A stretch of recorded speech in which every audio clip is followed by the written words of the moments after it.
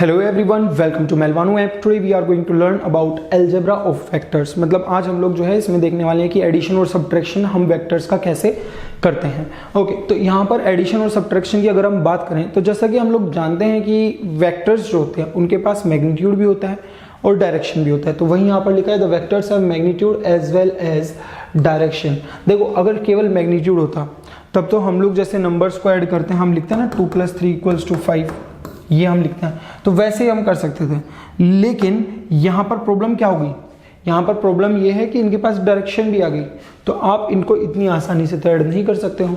अगर डायरेक्शन आ गई है तो हम बहुत इजीली ऐड नहीं कर सकते हैं, तो उसके लिए यहाँ पर ये लॉ दिए गए हैं। तो बोला जा रहा है therefore their addition is different than addition of real numbers. तो इनका जो एडिशन होगा वो रियल नंबर्स के एडिशन से तो कुछ ना कुछ डिफरेंट होने वाला है। तो हमने मान लिया कि ए और बी दो वेक्टर्स हैं किसी प्लेन में which are represented by A B vector and C D vector. तो मान लेते हैं लेट से दो वेक्टर्स हैं, एक वेक्टर मान लीजिए ए बी वेक्टर से हम इसको रिप्रेजेंट कर रहे हैं और दूसरा ये वेक्टर है कोई, इसको सी डी वेक्टर से रिप्रेजेंट किया जा रहा है। ये हमारा ए बी वेक्टर हुआ, ये सी डी वेक्टर हुआ। Their addition can be performed in the following two ways, या तो हम ट्राइंगल लॉ ऑफ एडिशन और parallelogram law of addition of vectors. हालांकि जो पैरेललोग्राम लॉ ऑफ एडिशन है वो ट्राइंगल से ही आएगा।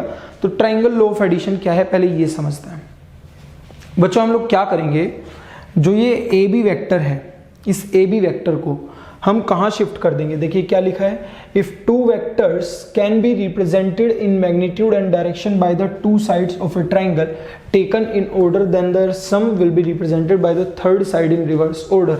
तो पहले मैं आपको ये बता देता हूँ, उसके बाद वापस उसी एग्जाम्पल पे जाऊंगा। जैसे मान लीजिए सपोज ये आपका ए बी सी ट्राइंगल है, तो ये बोल रहे हैं कि ट्राइंगल लॉ ऑफ एडिशन क्या कहता है। तो ट्राइंगल लॉ ऑफ एडिशन बोलता है कि ये अगर ए बी वेक्टर है, ये आपका बी सी वेक्टर है, तो ये बोलता है कि इन दोनों साइड्स के वेक्टर्स का जो सम होगा, मतलब A B vector plus B C vector, ये थर्ड साइड के इक्वल होगा रिवर्स ऑर्डर में। मतलब जैसे गाड़ी ऐसे चल रही है तो अभी ऐसे चलेगी, तो ये हो जाएगा हमारा सी ए वेक्टर, या sorry A C vector, not C A C vector, A C vector, ये हम यहां से लिख सकते हैं। तो जैसे आप देख रहे हो ना कि ये हमारे पास दो वेक्टर्स हैं, तो इन दोनों वेक्टर्स को हम क्या करेंगे, हम शिफ्ट करेंगे, और शिफ्ट करके क्या करेंगे, इस तरह से एक ट्राइंगल की दो साइड्स बना लेंगे, तो थर्ड साइड का हमें मिल जाएगा। तो वो वही मैं अभी एक्सपेरिमेंट दिखाने वाला हूँ कि कैसे हमें वो करना है। तो क्या बोल रहे हैं कि let O be the fixed point in the plane of vectors, draw a line segment O E from O. मतलब ओ कोई पॉइंट है, लेट से ये पॉइंट है, तो बोल रहे हैं एक लाइन सेगमेंट ओ ई ड्रॉ करनी है हमें, ओ ई। और किस तरह से ड्रॉ करनी है, ये जो ओ ई है ऐसा नहीं अपनी मर्जी से ड्रॉ करें, नहीं, that should be equal and parallel to A B. कोई वेक्टर है ए बी, जैसे मैंने ये बोला कि ये ए बी वेक्टर है, तो इसी के पैरेलल हो और इसी के इक्वल हो, बस ओ से स्टार्ट हो रही हो। तो ये ए बी है, तो यहाँ पर ये ओ ई इस तरह से आ जाएगा। क्लियर है? विच रिप्रेजेंट्स द वेक्टर ए, इसको हम बोलते हैं लेट्स से वेक्टर ए।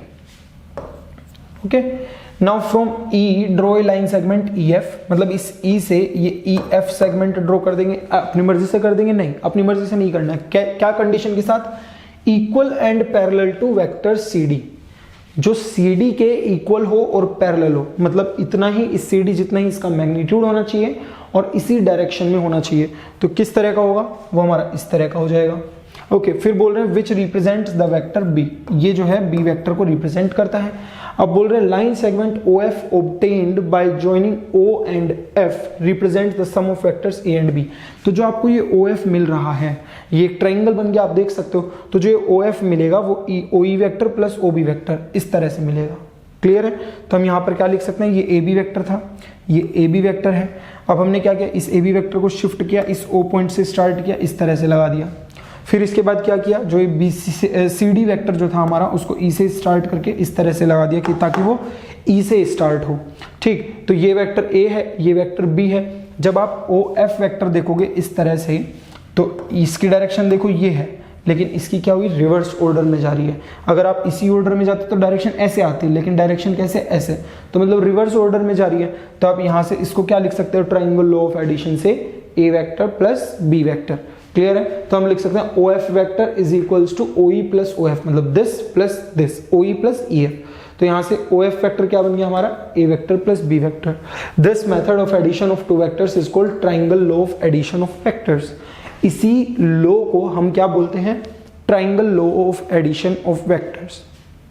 तो इस तरीके से यहां पर हम लोग जो है ट्राइंगल लॉ ऑफ एडिशन को यूज कर सकते हैं। ओके, तो आई होप ये चीज यहां तक क्लियर हो गई होगी कि किस तरीके से आपको इसमें ट्राइंगल लॉ ऑफ एडिशन लगाना है। आपके पास कोई भी दो वेक्टर्स पड़े होंगे, उनको आपने शिफ्ट कर देना है। आपको क्या करना है, एक की टेल को दूसरे की हेड से मिलाना है, एक की टेल को दूसरे की हेड से। जैसे इसका हेड क्या है बी, इसकी सीडी की टेल क्या है सी, तो हमने उठा के इसको इस तरह से मिला दिया। यहाँ पर मतलब हमने इसको इस पर शिफ्ट कर दिया। आप देख सकते हो यहाँ पर देखो हमने क्या किया, ओ बी की जो ए बी वेक्टर था उसके हेड पर सी डी वेक्टर की टेल को मिला दिया है, तब जाके हमें इस तरह से वेक्टर्स मिल रहे हैं। ठीक है, तो ये अपने को मेन काम करना है। नेक्स्ट देखते हैं यहाँ पर parallelogram law of addition of vectors. अब पैरेललोग्राम लॉ में क्या है, पैरेललोग्राम भी सिंपल है, जैसे ट्राइंगल लॉ ऑफ एडिशन है वैसे ही पैरेललोग्राम भी है।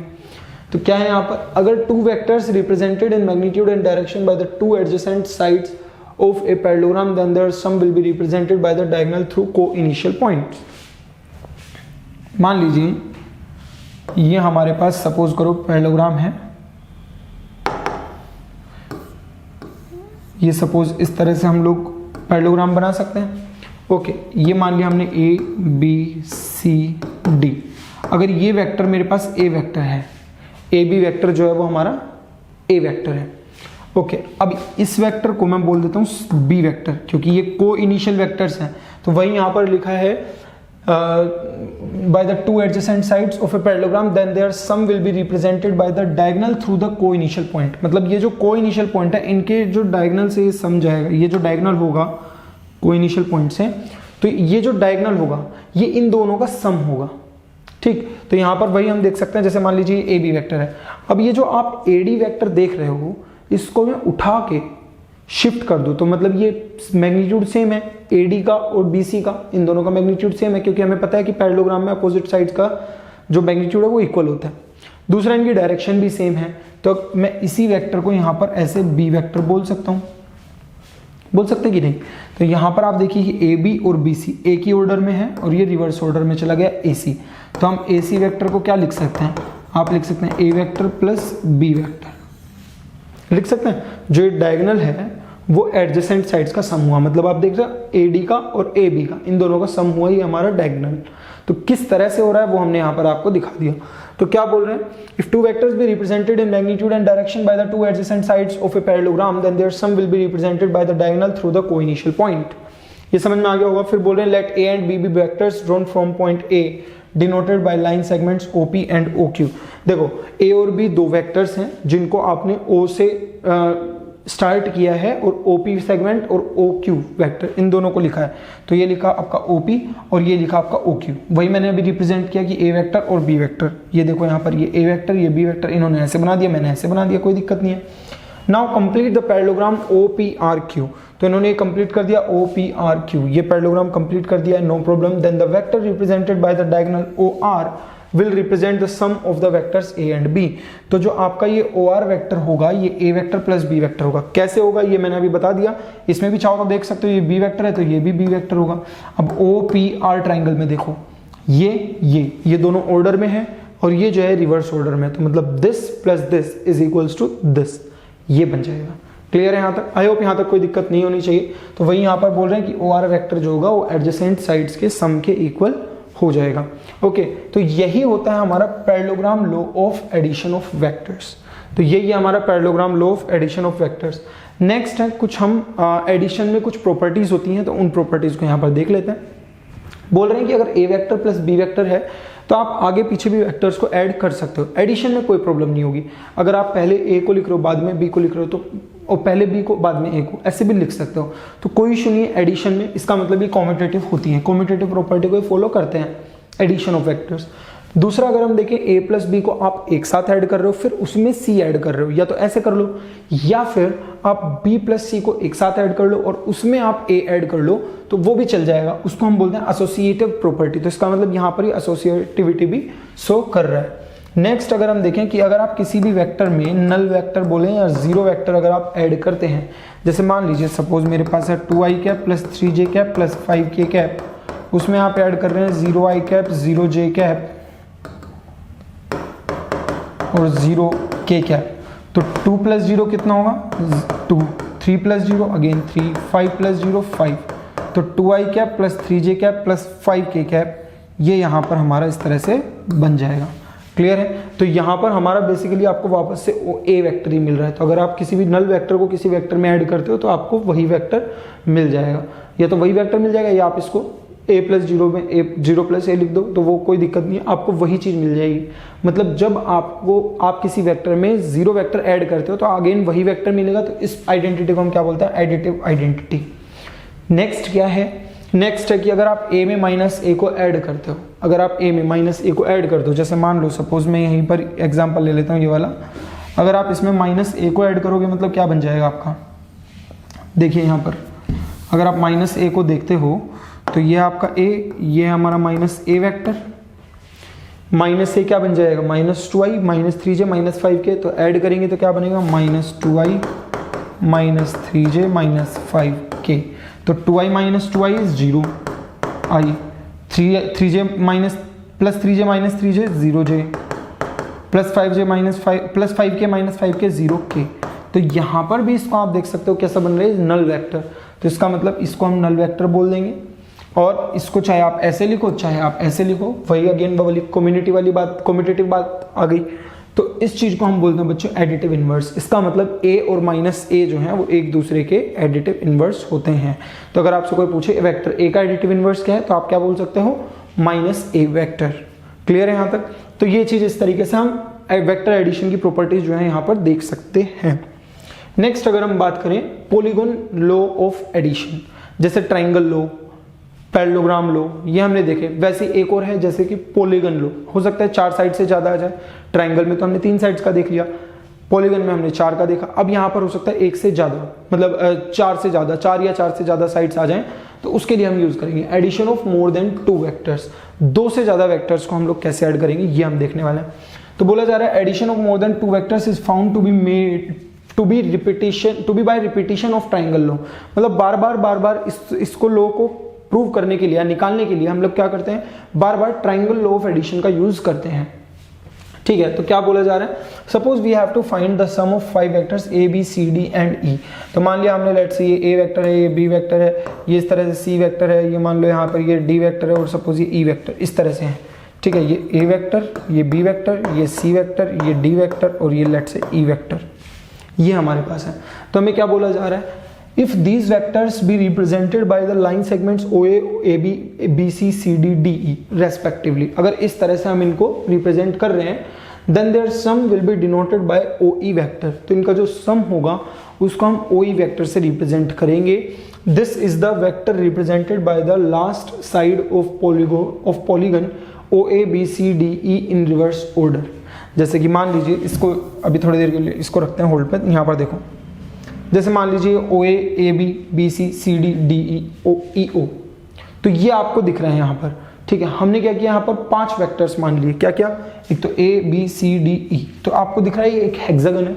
ठीक। तो यहाँ पर क्या बोला जा रहा है कि जो ये लास्ट साइड होगी OE, जो ये लास्ट साइड OE होगी, ये कैसे मिलेगी, इन सारे 5 वेक्टर्स का सम होगा, लेकिन वो अपोजिट डायरेक्शन में, उसकी डायरेक्शन अपोजिट होगी। जैसे मान लो सपोज ये A वेक्टर है, ये जो OA है ये A वेक्टर है, AB है, B वेक्टर है, BC C वेक्टर है, CD D वेक्टर है और DE E वेक्टर है। तो अभी ये नहीं पता है हमें, तो हम यहाँ पर क्या करते हैं बच्चों, O को इनिशियल पॉइंट मान के यहाँ पर एक डायगोनल ड्रॉ कर दिया हमने OB। अगर मैं इस ट्राइंगल में OAB में, इसमें अगर मैं ट्राइंगल लो लगाऊं तो ये क्या होगा, this plus this is equals to this. तो यहाँ से OB वेक्टर क्या बन जाएगा हमारा, OA vector plus AB vector. OA vector कितना है A, AB वेक्टर कितना है B, तो OB वेक्टर कितना आ गया A प्लस B। तो ये लिखा है आपका A vector plus B vector, यही लिखा है वो। अगर नहीं दिख रहा है तो यही चीज है, A vector plus B vector. Clear है। नेक्स्ट अब क्या करते हैं, अब फर्दर हम किसको ज्वाइन करेंगे, अब हम क्या करते हैं, अब OC को ज्वाइन कर देंगे और इस ट्राइंगल में देखेंगे OBC ट्राइंगल में। तो अगर मैं OBC ट्राइंगल की बात करूं तो OB वेक्टर कितना है मेरा A vector plus B vector, BC vector कितना है मेरा C वेक्टर और OC वेक्टर कितना है A vector plus B vector plus C vector. ये कैसे आएगा, इसमें अगर मैं ट्राइंगल लॉ ऑफ एडिशन लगाऊं तो मैं क्या लिखूंगा, OC vector is equals to OB vector plus BC vector. OC vector कितना है हमारा, OC vector A vector, OC निकालना है तो ओ बी वैक्टर कितना है हमारा, ए वैक्टर प्लस बी वैक्टर, ये आ चुका है। बी सी हमें पता है पहले से, सी वैक्टर, तो ए प्लस बी प्लस सी बन गया, देखो ये बन गया। अब हम क्या करेंगे, अब हम ओ डी को ज्वाइन कर देंगे और इनको देखेंगे। तो इसमें अगर मैं ट्राइंगल लो देखूं तो इस ट्राइंगल लो में क्या होगा, ये यहाँ पर इसकी डायरेक्शन ये है, इसकी डायरेक्शन ये और इसकी अपोजिट है, देख रहे हो। तो ओ डी वैक्टर क्या हो जाएगा हमारा, O C vector plus C D vector. O C vector कितना है, अभी अभी निकाला हमने, A vector plus B vector plus C vector, और सी डी वैक्टर कितना है हमारा, डी वैक्टर। तो आप यहाँ से देख सकते हो कि ओ डी वैक्टर आ चुका है आपका A plus B plus C plus D. Clear है यहाँ तक? तो आई होप ये चीज समझ में आ गई होगी। नेक्स्ट देखते हैं, नेक्स्ट क्या है हमारे पास। नेक्स्ट अगर मैं इसको इस ट्राइंगल में अब देखूं, इस ट्राइंगल में अगर हम देखें तो हम क्या बोल सकते हैं, यहाँ से आप बोल सकते हो कि ओ ई वैक्टर जो होगा that is equal to O D vector plus D E vector.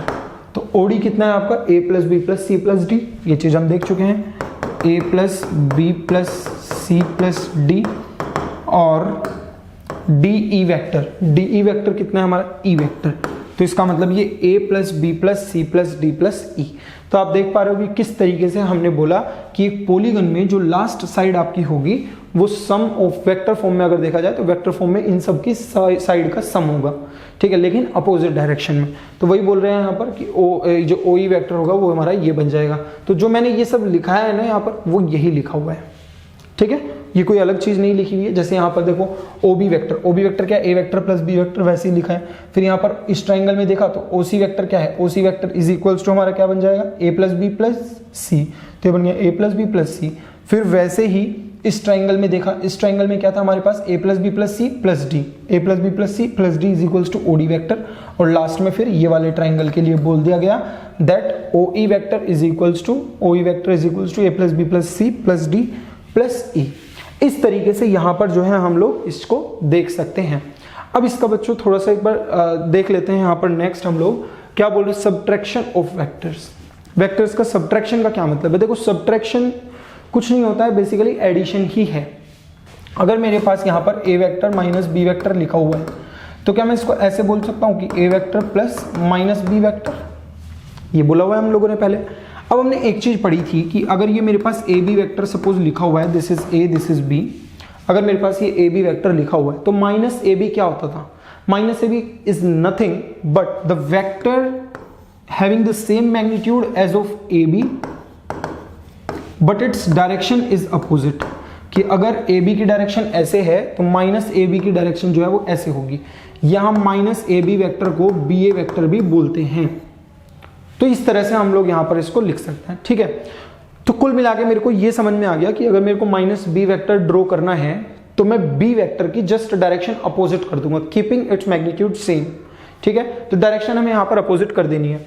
तो बच्चों एक बात बताओ, जैसे मान लो ये ए वेक्टर है, ठीक है, ये बी वेक्टर है, तो अगर मेरे को a माइनस बी चाहिए, मतलब मेरे को a वेक्टर और माइनस बी वेक्टर का सम चाहिए, a माइनस बी के लिए मेरे को यही निकालना पड़ेगा, a वेक्टर और माइनस बी वेक्टर का सम। तो मुझे a वेक्टर चाहिए, वो मेरे पास ये रहा, और यहां पर माइनस बी वेक्टर चाहिए। तो आपके पास b वेक्टर है तो माइनस बी के लिए हम क्या करेंगे, इसके जस्ट अपोजिट, इसी के जस्ट अपोजिट हम लोग अपोजिट डायरेक्शन में इतने ही मैग्नीट्यूड का एक वेक्टर ड्रॉ कर देंगे और ये बन जाएगा बच्चों हमारा माइनस बी वेक्टर। अब हमें क्या करना है, अब हमें दिस प्लस दिस, तो इस ट्राइंगल में हम triangle law of addition of vectors लगा देंगे। तो उसके लिए हम क्या करेंगे यहाँ पर कि देखो ये अपोजिट साइड में ले लेंगे, ये ऐसे है ये ऐसे है, मतलब ये क्लॉकवाइज चल रहा है तो इसको एंटी क्लॉकवाइज ले लेंगे, ठीक है। तो यहाँ पर ये O A vector plus A C vector, तो A vector plus minus B vector, तो ये बन गया आपका A vector minus B vector. यही लिखा है यहाँ पर A vector minus B vector. Clear है? तो आई थिंक ये चीज समझ में आ गई होगी कि किस तरीके से हम लोग यहाँ पर ट्राइंगल लॉ ऑफ एडिशन का ही यूज करके सब्ट्रैक्शन ऑफ वेक्टर्स भी लिख सकते हैं। तो वही लिखा है, earlier we have described the vector minus B whose length is equal to vector B but direction is opposite. Subtraction of vector A and B is defined as addition of A vector and minus B vector. Clear है? तो ये चीज हम यहाँ तक इस तरह से समझ सकते हैं। नेक्स्ट बच्चों अगर हम बात करें तो ज्योमेट्रिकल रिप्रेजेंटेशन, अगर मैं इसकी ज्योमेट्रिकल रिप्रेजेंटेशन पर जाऊं तो क्या बोला जा रहा है कि इस डायग्राम में जो आपको ये डायग्राम गिवन है यहाँ पर, इस चीज को मैं इरेज कर देता हूं, आई होप ये चीज लिख ली होगी आप सबने। इस डायग्राम में जो वेक्टर ए और वेक्टर बी हैं are represented by O A vector and A B vector. ये देख सकते हो आप, ए वेक्टर को ओ ए से रिप्रेजेंट किया है और बी वेक्टर को हमने ए बी वेक्टर से रिप्रेजेंट किया हुआ है। ओके अब क्या बोला जा रहा है, we extend the line A B in opposite direction up to C. हमने क्या किया, इस ए बी लाइन को अपोजिट डायरेक्शन में, जैसे ए बी लाइन उधर एक्सटेंड हो रही थी ना, तो हमने इसको अपोजिट डायरेक्शन में एक्सटेंड कर दिया, हैविंग द सेम मैग्नीट्यूड। इसका मैग्नीट्यूड बी है, तो इसी अपोजिट डायरेक्शन में हमने इसको एक्सटेंड कर दिया, कहां तक, सी तक। तो ये जो ए सी वैक्टर है ये माइनस बी वैक्टर बन गया। The line segment A C vector will represent the vector minus B. Clear है। Now by joining the points O and C the vector represented by O C is this. तो क्या बोल रहे हैं कि ओ और सी को ज्वाइन कर दो तो वेक्टर ओ सी जो होगा वो vector A minus vector B को रिप्रेजेंट करेगा। It means that is denotes the vector A vector minus B vector. तो आई थिंक ये ज्योमेट्रिकल रिप्रेजेंटेशन है, ये चीज हम बहुत इजीली रिप्रेजेंट कर सकते हैं। नेक्स्ट आपको किस चीज का ध्यान रखना है वो सुन लीजिए। ए वेक्टर माइनस ए वेक्टर, अगर आप दो सेम वेक्टर को अगर सब्ट्रैक्ट कर रहे हो, मान लीजिए 2ij plus 3j plus 5k, इस तरह से अगर हम सब्ट्रैक्ट कर रहे हैं और उसी को उसी में से सब्ट्रैक्ट करेंगे तो रिजल्ट जो है हमारे पास यहाँ पर 0 बन जाएगा। फिर उसके बाद क्या बोल रहे हैं कि अगर A vector minus B vector है तो A vector minus B vector जो होगा वो कभी भी B vector minus A vector के इक्वल नहीं होगा, क्योंकि इनकी डायरेक्शन अपोजिट होगी। Hence subtraction of vector does not obey the commutative law. Addition तो करता है कम्यूटेटिव लॉ को, लेकिन सब्ट्रैक्शन नहीं करता। फिर क्या बोल रहे हैं, A vector minus B vector minus C vector, अगर आप B vector minus C vector को ए वेक्टर में से सब्ट्रैक्ट कर रहे हो तो उसका मतलब, और सी वेक्टर को सब्ट्रैक्ट करना ए वेक्टर माइनस बी वेक्टर में से, इन दोनों का ही मतलब जो है वो बिल्कुल डिफरेंट है। ठीक है, तो इसीलिए बोला जा रहा है कि subtraction of vector does not obey the associative law. जो सब्ट्रैक्शन है वो एसोसिएटिव लॉ को ओबे नहीं करता। जैसे हम ये लिखते थे ना, एसोसिएटिव लॉ के लिए क्या लिखते थे, हम लिखते थे कि A vector plus B vector plus C vector, चाहे आप ए प्लस बी को सी में ऐड करो या फिर चाहे आप ए वेक्टर को बी प्लस सी में ऐड करो, एक ही बात थी। लेकिन सब्ट्रैक्शन में ऐसी एक बात यहाँ पर नहीं होगी। देखो ये मैंने ऐसे लगाया हुआ, तो चाहे एरो लगाओ, कहीं कहीं आपको ऐसे भी देखने को मिल सकता है, सिंपल, ठीक है, एक बार टाइप। ओके, तो इस तरीके से जो है हम लोग यहाँ पर इस चीज को देख सकते हैं कि ये एसोसिएटिव लॉ फॉलो नहीं करते, ना ही कम्यूटेटिव लॉ फॉलो करता। सब्ट्रैक्शन, एडिशन तो करता है। ओके, तो ये हुआ बच्चों हमारा पूरा एडिशन और सब्ट्रैक्शन के बारे में। अब जो है हम लोग देखेंगे कि अगर किसी हम वेक्टर को किसी कांस्टेंट से मल्टीप्लाई करते हैं, किसी स्केलर से, हालांकि देख चुके हैं, बहुत ऐसी सी चीज है, तो वो चीज मैं आपको नेक्स्ट लेक्चर में बताने वाला हूँ। Okay, so this is all about the vector addition. I hope you did follow this lecture. See you in the next one. Thank you.